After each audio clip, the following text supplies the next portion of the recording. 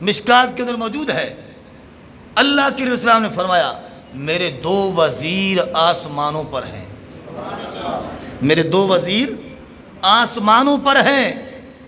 وہ کون سے ہیں؟ فرمایا کہ وہ جبرائیل و میکائیل ہیں۔ رب کے نوری فرشتے حضرت جبرائیل علیہ السلام اور حضرت میکائیل علیہ السلام، فرمایا یہ دونوں آسمان کے میرے وزیر ہیں۔ اور یاد رکھو وَأَمَّا وَزِيرَايَ مِنْ أَهْلِ الْأَرْضِ فَأَبُو بَكْرٍ وَعُمَرٍ، فرمایا کہ اہل زمین سے میرے دو وزیر وہ کون ہیں؟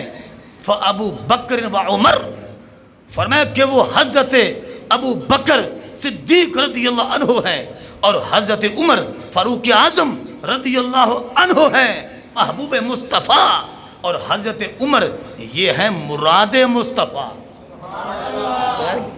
فرمایا کہ یاد رکھو اہل زمین سے میرے دو وزیر فابو بکر و عمر، ایک تو محبوب مصطفیٰ ہیں، میرے وہ محبوب ہیں جن کا اسم گرامی ہے حضرت ابو بکر صدیق رضی اللہ عنہ، اور دوسرے مراد مصطفیٰ ہیں۔